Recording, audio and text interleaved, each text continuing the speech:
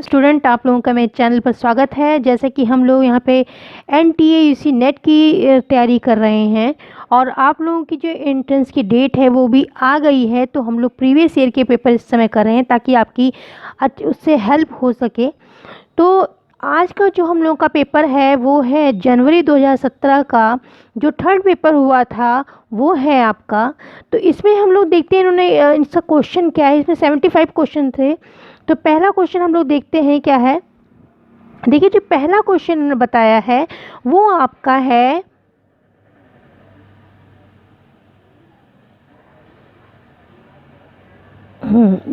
है कि शिक्षा निम्नलिखित में से दर्शन और शिक्षा के बीच में जो संबंध बताया गया है, संबंध का वर्णन किए जा सकने वाले सबसे उपयुक्त विकल्प का चयन करिए। आपको नीचे विकल्प दिए गए हैं और आपको ये बताया गया है कि शिक्षा और जो दर्शन है उसके बीच रिलेशन को कौन सा विकल्प बता रहा है वो आपको देखना है। मतलब दोनों के बीच में ऐसी कोई कड़ी है जो दोनों को जोड़ती है।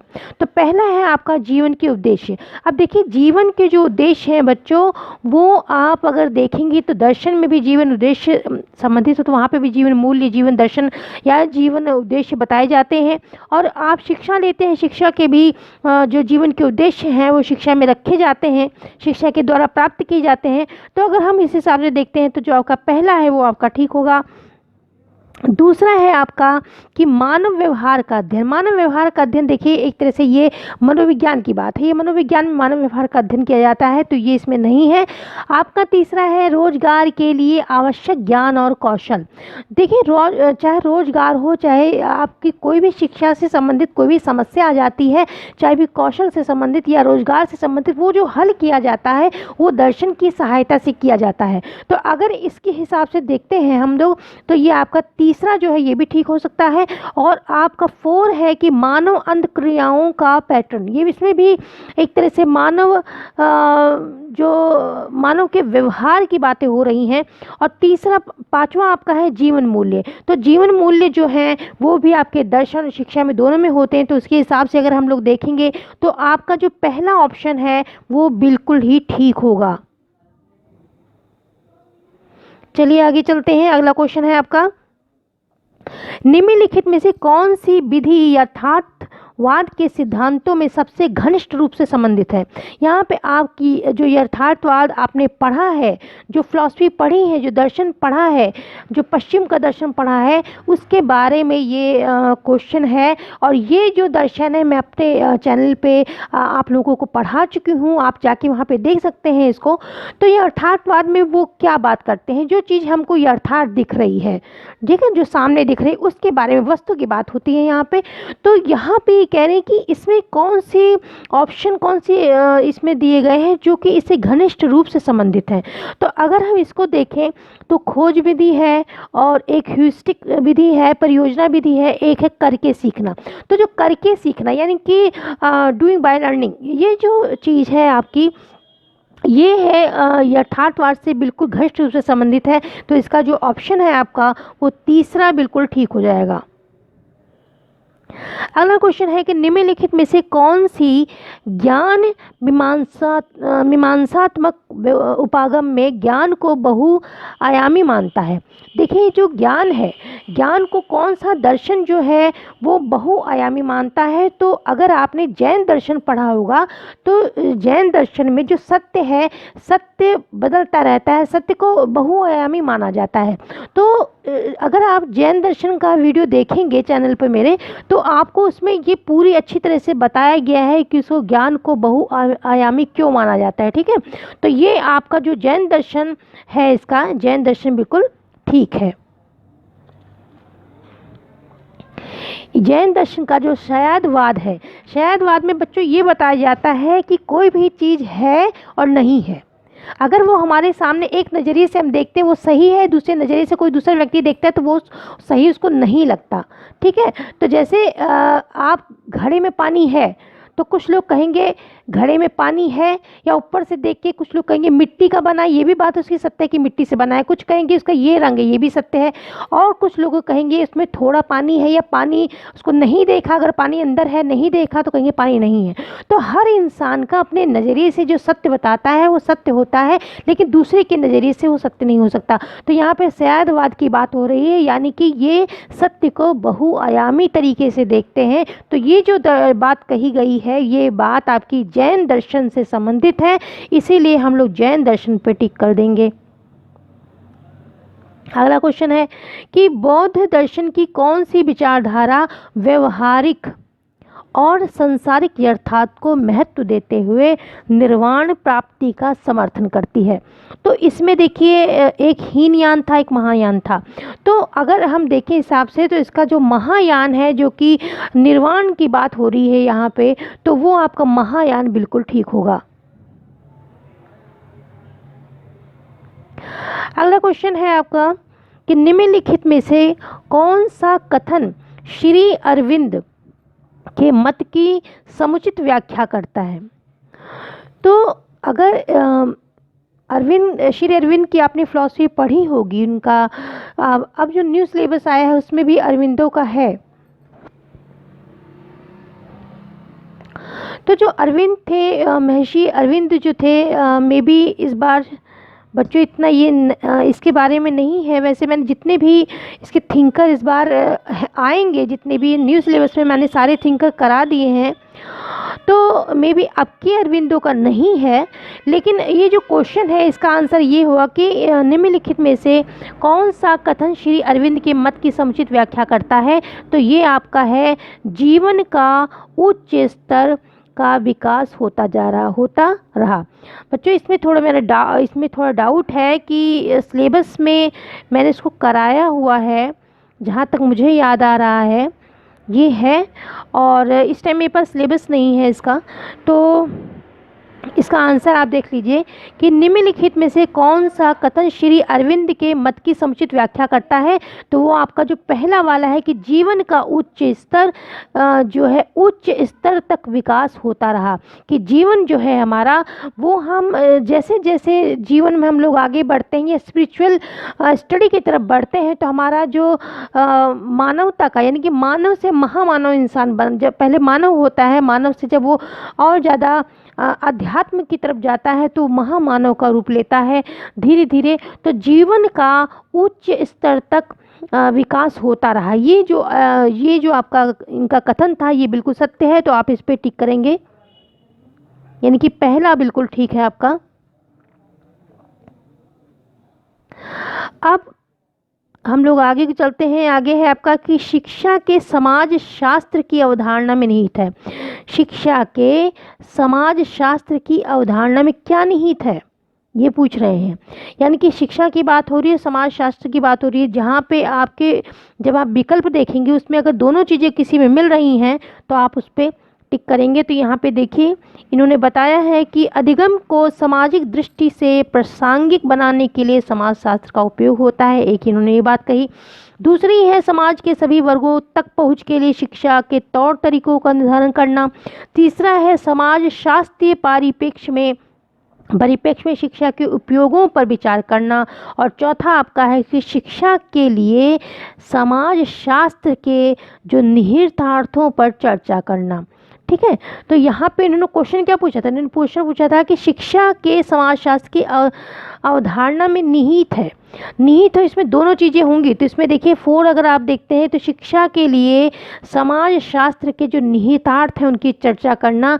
अगर इन विकल्पों को देखते हैं तो सबसे ज़्यादा जो हम लोगों को अच्छा लग रहा है या सबसे ज़्यादा अगर देखा जाए सही हो सकता है विकल्प, तो आपका 4 है वो।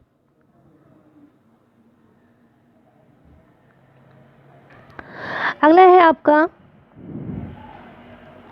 कि निम्नलिखित में से सामाजिक परिवर्तन हेतु शिक्षा में क्या बाधक नहीं हो सकता। अब यहाँ पे देखिए, आप अगर जल्दी पढ़ते हैं तो नहीं पढ़ सकते, लेकिन यहाँ पे ध्यान से क्वेश्चन पढ़िए। इसमें पूछा हुआ नहीं, कौन सी चीज़ें हैं जो नहीं बाधक हैं उसमें, ठीक है। सामाजिक परिवर्तन आप देखते हैं, समाज में जो परिवर्तन समय समय के अनुसार होते रहते हैं, वो सामाजिक परिवर्तन हेतु शिक्षा में क्या बाधक नहीं हो सकता, ठीक है। तो देखिए, भाषा भी कुछ हद तक हो सकती है, क्षेत्रवाद, धर्म भी हो सकता है, जाति या निर्जातीयता भी हो सकती है, लेकिन जो वैज्ञानिक दृष्टिकोण है वो आपका कहीं भी सामाजिक परिवर्तन हेतु शिक्षा में कोई बाधक का काम नहीं करता। तो ये जो वैज्ञानिक दृष्टिकोण है, वैज्ञानिक दृष्टिकोण एक तरह से विकास लाता है, सामाजिक परिवर्तन लाता है, ये कोई अवरोध नहीं लाता है, कोई बाधक नहीं है ये, तो इसीलिए ये आपका ठीक होगा। अगला क्वेश्चन है कि समान स्कूल प्रणाली का उद्देश्य निम्नलिखित में से किस मुद्दे का समाधान करना है। तो अगर आप इसको देखते हैं, समान स्कूल प्रणाली अगर रखी जाती है तो किस लिए रखी जाती है। यहाँ पे आपका एक तो ऑप्शन है कि आधुनिकता की बुराइयाँ का समाधान करने के लिए, कि शिक्षा में बाह्य हस्तक्षेप को दूर करने के लिए, जाति आधारित आरक्षण प्रणाली का समाधान करने के लिए। तो यहाँ पे जो सामाजिक समानता है, इस मुद्दे पे काम करने के लिए, इस मुद्दे का समाधान करने की सबकी सामाजिक समानता और बढ़े, इस चीज़ के लिए समान स्कूल प्रणाली का जो उद्देश्य है वो रखा जाता है। तो इसके हिसाब से ये आपका जो सेकंड है ये बिल्कुल ठीक होगा। 9 क्वेश्चन है आपका कि विविधतापूर्ण पाठ्यचर्या से निम्नलिखित में से कौन सबसे ज़्यादा लाभान्वित होता है, लाभ मिलता है। तो अगर इसमें देखा जाए तो देखिए, जनजातीय लड़कियां हैं, अनुसूचित जनजातीय हैं, अनुसूचित जातियां हैं, मलिन बस्तियों में रहने वाले लोग हैं। लेकिन बच्चों यहाँ पे अगर देखा जाए तो अब इसका ऑप्शन जो है, इन्होंने जनजातीय जो हैं, जो लड़कियां हैं, उनको विविधतापूर्ण जो पाठ्यचर्या है उसका लाभ ज़्यादा मिलता है। तो अगर इसका हम लोग देखें,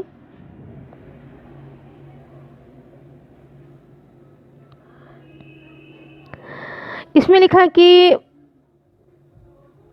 हाँ, इन्होंने लिखा कि which of the following will be more benefited by the diversified curriculum. तो इन्होंने कहा कि किन को ज़्यादा इससे लाभ मिलेगा, जो आपका अलग अलग तरीके का या जो करिकुलम बनता है उसमें बहुत सी चीज़ें शामिल की जाती हैं। तो इसमें इन्होंने लिखा है जो आपकी जनजातीय या ट्राइबल गर्ल्स हैं उनको ही इसका ज़्यादा बेनिफिट मिलेगा। तो इसके हिसाब से आपका जो ये पहला है वो आपका ठीक हो जाएगा। अगला है आपका निम्नलिखित में से कौन से उपाय से मानव विकास सूचकांक में सुधार होने की संभावना है। तो देखिए, जो मानव विकास यानी कि HDI, ये जो है ह्यूमन डेवलपमेंट आपका इंडेक्स है, तो इसमें क्या क्या चीज़ें होती हैं, इसमें देखिए क्या क्या चीज़ें देखी जाती हैं। तो इसमें आपका देखा जाता है, एक तो जीवन प्रत्याशा जो है उसको देखा जाता है, मापा जाता है, शिक्षा के स्तर को मापा जाता है, प्रति व्यक्ति आय को मापा जाता है, और आपका जो जनता जो कि लोग उस देश में रह रहे हैं उनकी स्वास्थ्य और सुस्थिति शिक्षा कैसी है, इस चीज़ को भी मापा जाता है। तो उस हिसाब से अगर हम लोग देखेंगे तो आपका शिक्षा का व्यवसायीकरण नहीं होगा, मूल्यपरक शिक्षा नहीं होगी, धर्मनिरपेक्ष शिक्षा नहीं होगी, तो बचा क्या आपका स्वास्थ्य एवं सुस्थिति शिक्षा। तो आप इस पे टिक कर देंगे, ठीक है। अगला क्वेश्चन है आपका कि सृजनात्मक मौलिकता सुपरिचित तथ्यों और सिद्धांतों को नए संबंधों को में व्यवस्थित करने की प्रक्रिया है ताकि इष्ट को अधिक प्रभावी रूप से प्राप्त किया जा सके, ठीक है। तो अगर हम इसको दूसरे शब्दों में बताएं तो ये जो पॉइंट्स हैं इसमें से देखना है कि इसका अर्थ पूछा है इन्होंने क्या है, मतलब यानी कि जो सृजन करने की मौलिकता मतलब नवीन चीज़ें, सुपरिचित तथ्यों यानी कि जो परिचित हैं तथ्य, जो चीज़ें हम जानते हैं उन सुपरिचित तथ्यों और सिद्धांतों को नए संबंधों में व्यवस्थित करने की प्रक्रिया है, ठीक है। अब इसको इन्होंने दूसरे शब्दों में लिखा है, वो हम लोगों को देखना है। तो अगर इसको देखते हैं, एक तो उन्होंने कहा है कि सुपरिचित तथ्य, एक तो ये चीज़ें हो गई। तो अगर इसके हिसाब से देखते हैं तो इसका जो इसमें दिया गया है पहला ऑप्शन कि उद्देश्य को प्राप्त करने के लिए नए ज्ञान का परंपरागत तरीके से अनुप्रयोग किया जाना, ठीक है। दूसरा है उद्देश्य को प्राप्त करने के लिए सामान्य ज्ञान को पारंपरिक तरीके से अनुप्रयोग करना। तीसरा है आपका कि उद्देश्य को प्राप्त करने के लिए विदित ज्ञान का परंपरागत तरीके से अनुप्रयोग करना। और चौथा है उद्देश्य को प्राप्त करने के लिए नए ज्ञान का परंपरागत मौजूदा तरीके से अनुप्रयोग करना। तो इसके हिसाब से आप लोगों का देखिए, जो उद्देश्य है, उद्देश्य को प्राप्त करने के लिए जो सामान्य ज्ञान है, जो आप एक बेसिक नॉलेज जो आपका है, एक जनरल नॉलेज जो आपकी है, या जो पहले से आपको तथ्य, सुपरिचित तथ्य आपको जो प्राप्त हैं, ठीक है, उनको परंपरागत तरीके से जो आप लोग अनुप्रयोग किए करेंगे तो उससे सर्जन होगा। तो इसके हिसाब से अगर हम लोग देखें तो इसका जो बी पॉइंट है कि उद्देश्य को प्राप्त करने के लिए सामान्य ज्ञान को पारंपरिक तरीके से अनुप्रयोग किया गया है, तो ये इसका सेकंड वाला आपका जो बिल्कुल ठीक है।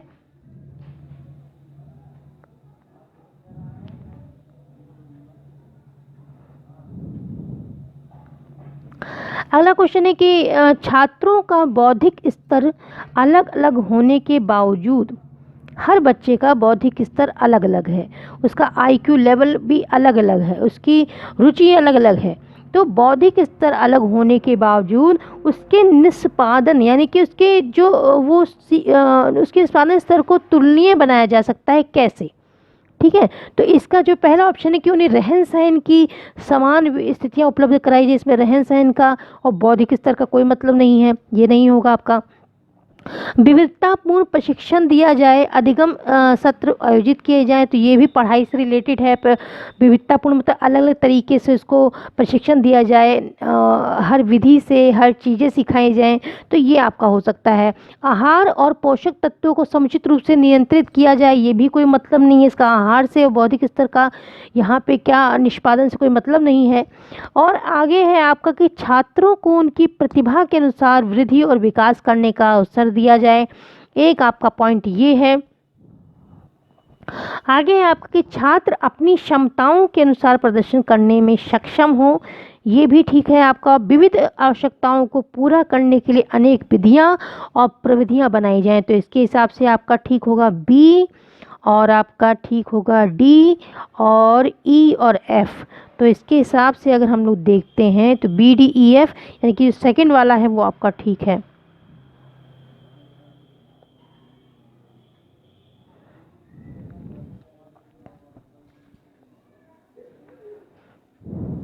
अगला क्वेश्चन है कि समस्या समाधान में सम्मिलित उपयुक्त अनुक्रम का चयन कीजिए, यानी कि जब आप शोध करते हैं, कोई समस्या हल करते हैं, तो आप कौन कौन से पहले क्या क्या स्टेप, पहला कौन सा स्टेप होता है, दूसरा कौन सा होता है, तीसरा कौन, इस तरीके से जो स्टेप दिए गए हैं तो उनको आपको देखना है कि पहला कौन सा है। देखिए बच्चों, पहले जो कोई भी समस्या आपके सामने जब आएगी तो पहले आप क्या करेंगे, समस्या का सामना करना है। कोई भी समस्या जब आएगी तब तो शोध करेंगे, ऐसे कैसे शोध करेंगे, या तो समस्या का सामना करना, पहला पॉइंट तो यही है आपका।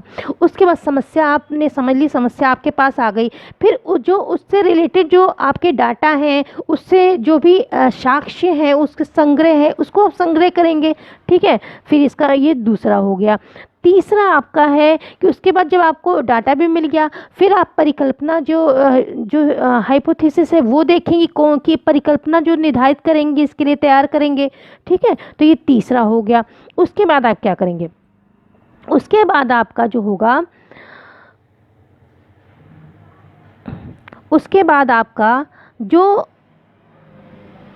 संभावित जो संभावित समाधानों का प्रशिक्षण करेंगे। यानी कि जब आपने वो भी बना लिया, परिकल्पना भी ले ली, फिर जो संभावित समाधान है जो उनका परीक्षण करेंगे कि देखेंगे कि हाँ ये परिकल्पना ठीक है, ये परिकल्पना ठीक है, ये इसके लिए ठीक जो हमने सोचा है परिकल्पना किया ये इस पर ठीक उतर रही है, ठीक से काम कर रही है, तो उसको देखेंगे।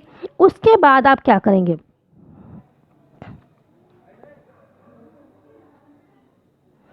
तो उसके हिसाब से अगर हम लोग देखते हैं, पहला आप देखिए, इसका पहला पॉइंट तो बिल्कुल ठीक है, समस्या का समाधान करना।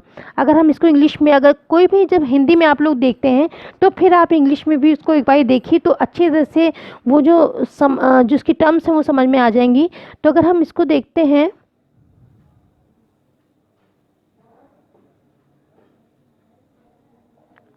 तो इसके हिसाब से आपका होगा कि पहला तो कन्फ्रंटिंग द प्रॉब्लम, पहले तो ये हो गया आपका, ठीक है। दूसरा आपका हुआ कलेक्शन ऑफ एविडेंस, ये हो गया। तीसरा आपका है formulating possible solution of hypothesis, ये हो गया आपका। फिर आपका हो गया कि evaluating the sustainability of solution, कि आप जितना भी आपने वो निकाला है समाधानों की जो मूल्यांकन एक तरह से कि करेंगे उसका, कि उन्होंने जो आपने परीक्षण किया है वो कहाँ तक ठीक है, ठीक है, जो समाधान निकाले हैं आपने।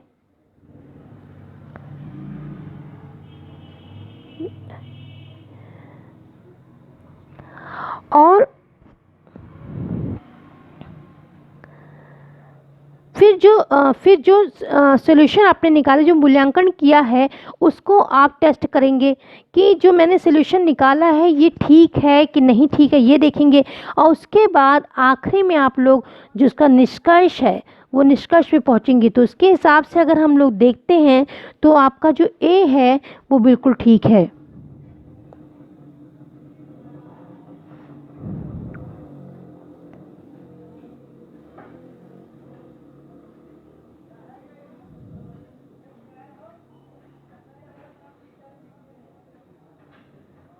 देखिए इसमें समस्या का सामना किया आपने, फिर दूसरा साक्ष्य संग्रह किया, उसके बाद परिकल्पना आपने बना दी, और उसके बाद करेंगे जब परिकल्पना बनाई आपने, परिकल्पना के संभावित समाधानों को तैयार किया, ठीक है, तैयार कर लिया। उसके बाद आप करेंगे कि समाधानों की समर्थनीयता का मूल्यांकन करेंगे, कि जो समाधान आपने उसके हिसाब से निकाले थे परिकल्पना के हिसाब से उसके मूल्यांकन करेंगे। उसके बाद संभावित समाधानों का परीक्षण करेंगे, जो भी समाधान आपने निकाला है उसको आप परीक्षण करेंगे, और अंत में जो पांचवा है कि निष्कर्षों पे पहुंचना, ये आप करेंगे। तो पहला जो है आपका ठीक है।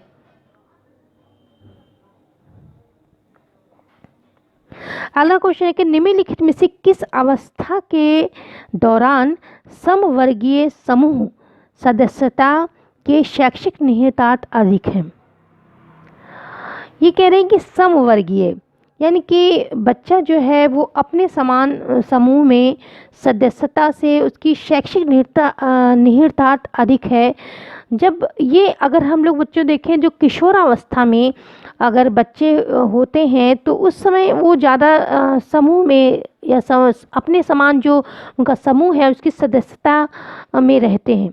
तो उनका वहाँ पे एक तरह से जब वो उनका समूह रहता है तो वहाँ पे शैक्षिक निहितार्थ जो है वो ज़्यादा होता है। तो इसके हिसाब से इनका जो तीसरा है आपका बिल्कुल ठीक है। अगला क्वेश्चन है आपका कि इसमें जो पियाजे हैं उनकी जो संज्ञानात्मक विकास की अवस्थाएं दी हैं, ये क्वेश्चन आपके लगभग हर पेपर में आता है। तो इसको आप तो ये समझ लीजिए, और अगर कोई डाउट है मैं फिर इसको समझा देती हूँ, इसके पहले भी मैंने इसको समझाया हुआ है। तो ये आपका क्वेश्चन ज़रूर आता है बच्चों, इसको आप ज़रूर ध्यान से समझिए, और ज़रूर चाहे ना समझ में आए तो रट्टा ही मार लीजिए, लेकिन आप समझिए इसको ज़रूर। देखिए पहला है कि संवेदी प्रेरक अवस्था, ठीक है। तो इसको ये जो है बच्चों, इसमें आपका क्या होता है, इसमें ये समझ लीजिए कि इसमें ये होता है ये है सेंसरी मोटर स्टेज होती है, ये बच्चे की जीरो से लेकर, ये स्टेज जो मानी जाती है आपकी जीरो से लेकर 2 साल तक के बच्चे की मानी जाती है। और जो ये बच्चा होता है 0 से 2 साल का बच्चा, ये इतना ज़्यादा ज्ञानवान तो नहीं होता है। ये बच्चा अपनी इंद्रियों के हिसाब से सीखता है। जैसे जिसके वो कोई जब किसी चीज़ को देखता है तो समझता है, किसी चीज़ को महसूस करता है तो मतलब एक तरह से सारा ज्ञान जो होता है उसका इस समय का, वो इंद्रिय का जो इंद्रिय ज्ञान होता है उसका, वो अपनी ज्ञान इंद्रियों से ही सब कुछ जानता है। तो कोई भी चीज़ देख के ही वो, जब तक कोई वस्तु उसकी आंखों के सामने है तब तक वो उसको समझेगा, जानेगा। जैसे वो वस्तु हटेगी उसकी आंखों के सामने से तो उसके बारे में वो फिर ज़्यादा उसको ध्यान नहीं रहेगा। अगर वो कानों से कोई आवाज़ सुन रहा है तो जब तक सुन रहा है तभी तक उसको जानेगा, उसके बाद उसका इतना उसके लिए मूल्य नहीं है। तो इतने इसी तरीके से जो ये जो स्टेज होता है 0 से जो 2 साल की अवस्था होती है बच्चे की, इसमें वो ऑब्जेक्ट कंसिस्टेंसी जो है इसका जो थर्ड वाला है ये इसका होगा। वो एक तरह से जो भी ऑब्जेक्ट होता है वस्तु का स्थायित्व जो होता है उसके बारे में वो जानता है। तो अगर इसके हिसाब से इसका जो तीसरा है आपका ठीक होगा। और आपका जो बी है प्री ऑपरेशनल स्टेज जो है ये आपका होता है 2 से लेकर 7 साल तक, 2 से लेकर 7 साल तक होता है। और इसमें जो बच्चा होता है वो अपने आत्म के प्रति बहुत जागृत होता है और इसके अंदर ईगो एक तरह से इतना उसके लिए मूल्य नहीं है। तो इतने इसी तरीके से जो ये जो स्टेज होता है 0 से जो 2 साल की अवस्था होती है बच्चे की, इसमें वो ऑब्जेक्ट कंसिस्टेंसी जो है इसका जो थर्ड वाला है ये इसका होगा। वो एक तरह से जो भी ऑब्जेक्ट होता है वस्तु का स्थान, इन्होंने कहा था कि आपका मोटर स्टेज, तो इसमें जो होता है वो ऑब्जेक्ट जो कंसिस्टेंसी है इससे आपको मैच करना है इसको।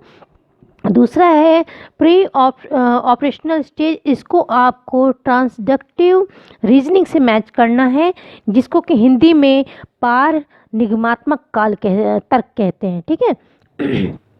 और आपका तीसरा है फॉर्मल ऑपरेशन स्टेज, इसमें आपका जो है ये तार्किक चिंतन, ये आपकी वो वाली अवस्था है जिसमें बच्चा माध्यमिक विद्यालय में बच्चा पढ़ता है, ये वो वाली अवस्था है बच्चे की फॉर्मल ऑपरेशन स्टेज। ये भी क्वेश्चन आपके उसमें आ चुका है कि कौन से स्टेज में बच्चा माध्यमिक विद्यालय में पढ़ता है, तो वहाँ पे आपने यहाँ पे जो फॉर्मल ऑपरेशन स्टेज था उसका आंसर। तो यहाँ पे जो फॉर्मल ऑपरेशन स्टेज है इसको logical reasoning and ability to think and in terms of abstract concepts, इससे आप मैच करेंगे, पहले से इसको मैच कर देंगे। और चौथा आपका है कंक्रीट ऑपरेशनल स्टेज, इसको आप लोग मिलाएंगे रिवर्सिबिलिटी से, ठीक है। यानी कि अगर हिंदी में कहें तो प्रत्यावर्तन, इसको कहेंगे रिवर्सिबिलिटी। तो इसके हिसाब से आप लोग का जो ठीक होगा वो है आपका पहला का आपका तीसरा है, और आपका बी का सेकंड है, और फॉर्मल का आपका पहला हो गया। तो इसके हिसाब से अगर हम लोग देखें तो इसके हिसाब से आपका जो तीसरा है ये बिल्कुल ठीक होगा आपका।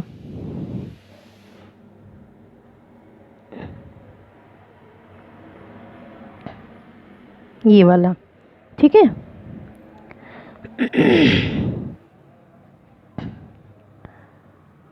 अगला क्वेश्चन है आपका, ये आपका हो गया है, इसमें तीसरा है। आगे है 16 क्वेश्चन, इसमें बता रहे हैं कि निम्नलिखित कथनों का कौन सा समुच्चय क्लासिक अनुबंध प्रतिमान और क्रिया प्रसूत अनुबंध प्रतिमान के बीच समुचित रूप से विभेद करता है, ठीक है। तो इसमें 2 अनुबंधों की बात हो रही है, एक क्लासिक जो अनुबंध था आपका, एक पावलोव की बात हो रही है, और दूसरा है क्रिया प्रसूत यानी कि स्किनर के जो अधिगम का था उसकी बात हो रही है। अब हम लोग एक एक ऑप्शन पढ़ते हैं, इसमें क्या दिए हुए हैं। इसमें ये कह रहे हैं कि निम्नलिखित कथनों का कौन सा समुच्चय है जो क्लासिक अनुबंध प्रतिमान और क्रिया प्रसूत अनुबंध प्रतिमान के बीच समुचित रूप से विभेद कर रहा है। ठीक है, विभेद अलगाव कर रहा है, कौन सा है। तो हम लोग पहला है क्लासिकी अनुबंध में उद्दीपक और उद्दीपक प्रतिस्थापन होता है, यानी कि उद्दीपक की जगह पे उद्दीपक आ सकता है, जबकि क्रिया प्रसूत अनुबंध में उद्दीपक अनुक्रिया अनुबंध होता है। ठीक है, जिसमें कि उद्दीपक और अनुक्रिया पर निर्मित घटक है। तो इसके हिसाब से आपका जो पहला है वो बिल्कुल ठीक है। जो आप जब ये आप इनकी अधिगम की थ्योरी पढ़ेंगे, क्लासिक अनुबंध में जो उद्दीपक से उद्दीपक का प्रतिस्थापन होता है, पहले भोजन रखा था, भोजन की जगह फिर घंटी बजाई जाती है, जबकि क्रिया प्रसूत में आप क्या करते हैं, एक उद्दीपक होता है, उद्दीपक कोई भी स्टिमुलस होता है, उसके बाद अनुक्रिया होती है, रिस्पॉन्स होती है। तो उसके हिसाब से ये वाला आपका बिल्कुल ठीक है, पहला वाला।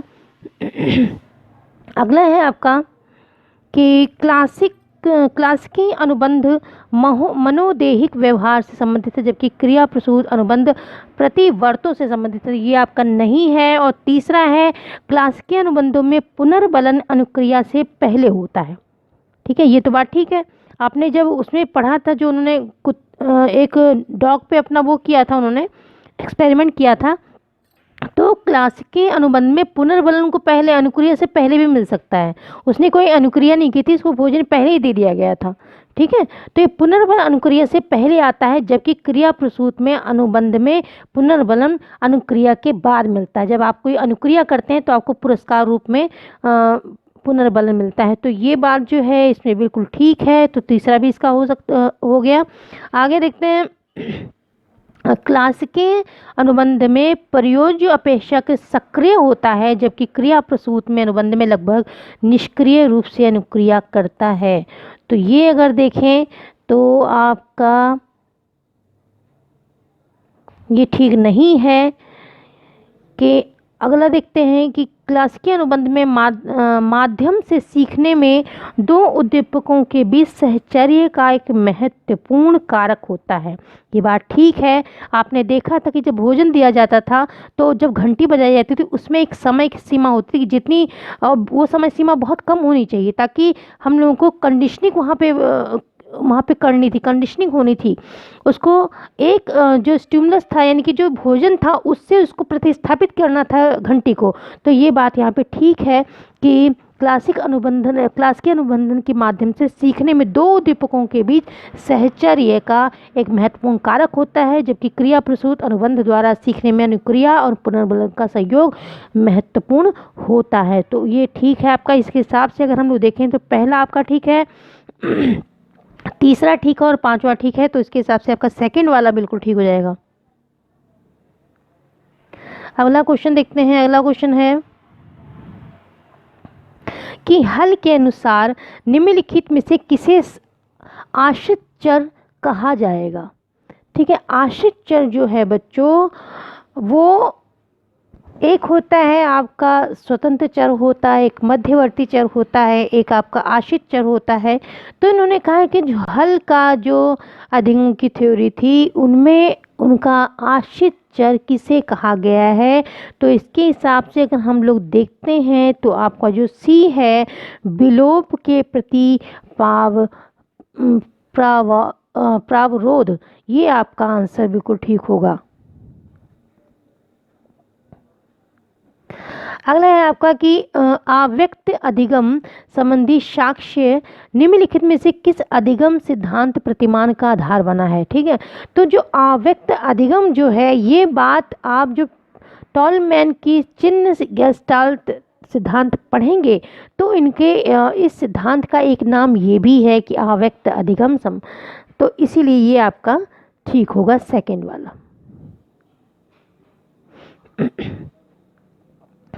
अगला है कि निम्नलिखित में से कौन सा क्रम कोब द्वारा वर्णित अनुभवजन्य अधिगम प्रक्रिया को सही रूप से दर्शाता है।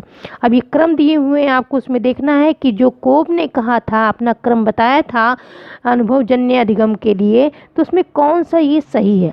तो पहला देखते हैं, इन्होंने कहा पहला प्रक्रम होना चाहिए, अनुभव करना चाहिए, सामान्यीकरण करना चाहिए, अनुप्रयोग करना चाहिए। दूसरा है अनुप्रयोग करना, सामान्यीकरण करना, अनुभव करना, प्रक्रम करना।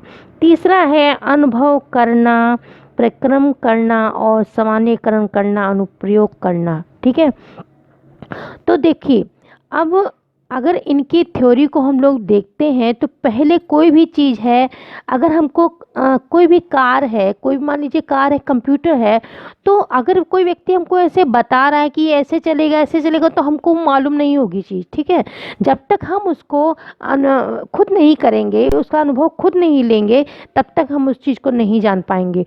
तो अनुभव करना सबसे पहला स्टेप जो है, अनुभव करना।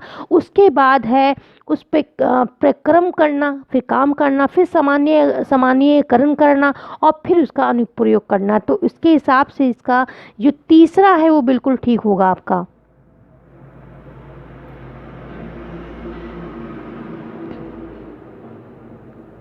ये जो तीसरा है आपका वो बिल्कुल ठीक है। अगला क्वेश्चन है कि निम्नलिखित में से कौन सा शब्द अधिगम प्रयोगों में अंतरण के समतुल्य है। अभी पहले अंतरण देखते हैं, अंतरण क्या होता है। ठीक है,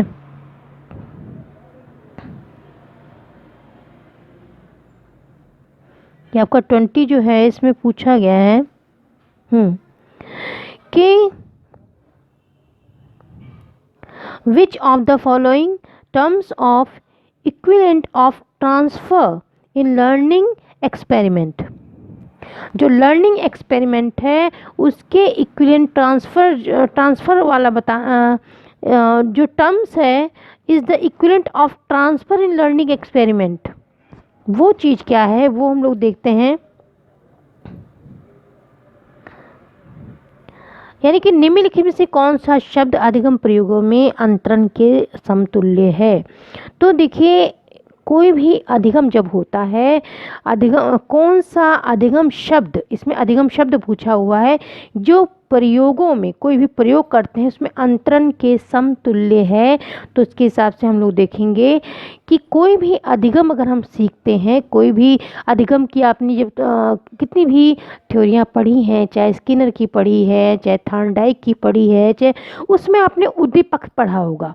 ठीक है, उद्दीपक पढ़ा होगा, अनुक्रिया पढ़ी होगी। तो जो आपका फोर्थ है उद्दीपक अथवा अनुक्रिया सामान्यीकरण, ये अधिगम शब्द जो है वो प्रयोगों के अंतरण के समतुल्य है। तो इसके हिसाब से आपका जो 4 है बिल्कुल ठीक है। अगला है कि निम्नलिखित में से कौन सा प्रकार गेने के अधिगम में परिकल्पना निर्माण और परिकल्पना परीक्षण का उदाहरण है। तो मैंने आपको गेने का पूरा जो पूरा क्रम है, इनका अधिगम का अधिक्रम है, वो मैंने आपको बताया था। तो इसमें देखिए इन्होंने इसमें जो आपका अगर देखें, अगर इनके हिसाब से अगर गेने की उस क्रम को हम देखते हैं तो इसमें से देखिए ऑप्शन में से कि उसमें क्या आया था। उसमें आपका एक उद्दीपक का था, एक श्रृंखला का था, एक शब्दीय था और एक आपका अधिनियम था और आपका एक संकेत था। ये सारे मैंने आपको बताए थे, जो इससे पहले पेपर मैंने कराया है उसमें बताया था। तो ये इनका एक पूरा अधिक्रम इन्होंने बताया है। तो उसमें अगर आप देखते सबसे ऊपर आप देखेंगे तो वहाँ पे आता था समस्या समाधान अधिगम। अगर सबसे ऊपर, अगर हम नीचे की तरफ से ऊपर जाते हैं, सबसे नीचे आपका संकेत है और सबसे ऊपर अगर हम जाएंगे तो सबसे ऊपर आपका है समस्या समाधान अधिगम। तो इसके हिसाब से आपका ये जो 4 है वो आपका ठीक होगा।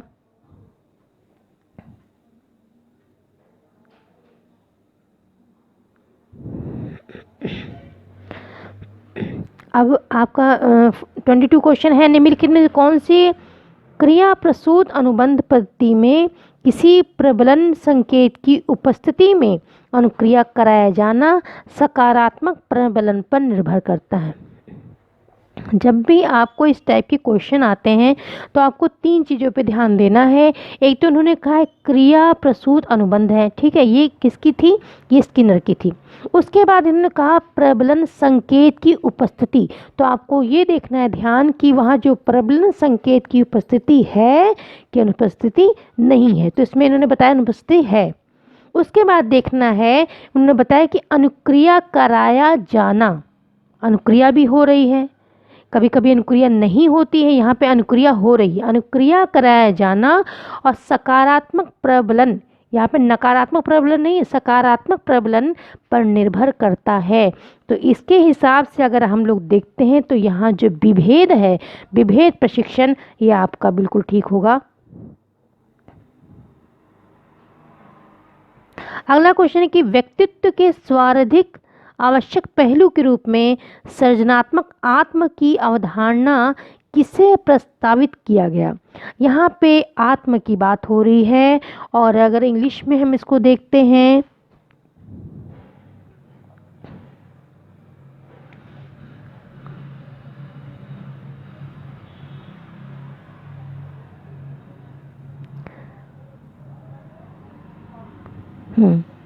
अगर इसमें देखते हैं तो who advance the concept of creative self as the most essential aspect of one's personality.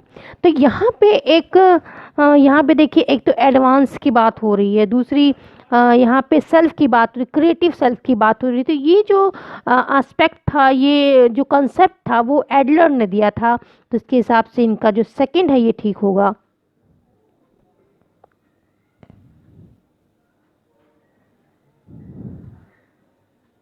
यानी कि आपका ये वाला ठीक है। अगला क्वेश्चन है कि किसी व्यक्ति द्वारा रक्षा युक्ति का उपयोग किया जाता है, कब किया जाता है, व्यक्तित्व समस्याओं के समाधान के लिए, कि अप्रिय परिस्थितियों से बचने के लिए, कि समायोजन प्रक्रिया को बढ़ावा देने के लिए, कि दूसरों के विरोध का सामना करने के लिए। तो जब हम रक्षा युक्ति का उपयोग करते हैं तो हम अपने उस वातावरण में समायोजन प्रक्रिया को बढ़ावा देने के लिए करते हैं। तो ये आपका जो तीसरा है वो आपका ठीक होगा। अब अगला क्वेश्चन है कि बच्चों में स्वस्थ जीवन शैली का विकास करने के लिए योग शिविर आयोजन की दृष्टि से किसी विद्यालयी कार्यक्रम में एक संतोषजनक स्तर की स्वच्छता के लिए निर्देशित किया गया, ठीक है। और उक्त कार्यक्रम का कौन सा पहलू बच्चों के लिए मानसिक स्वास्थ्य में सुधार कर सकता है। यहाँ पे मतलब कह रहे हैं कि मानसिक सुधार में स्वास्थ्य में सुधार कर सकता है, इसमें कौन सा पहलू है। और ऊपर इन्होंने ये भी बताया है कि बच्चों की स्वस्थ जीवन शैली का विकास करने के लिए योग शिविर के आयोजन की दृष्टि से ये भी बता दिया गया है। तो उसी से मिलता जुलता अगर हम देखें तो मात्र स्कूल कार्यक्रम नहीं, संतोषजनक स्तर की स्वच्छता नहीं, स्वच्छता अभियान चलाना नहीं, स्वस्थ जीवन शैली के लिए योग शिविर जो लगाया गया है उससे मानसिक स्वास्थ्य में सुधार हो सकता है। तो ये आपका जो 4 ऑप्शन है ये बिल्कुल ठीक है।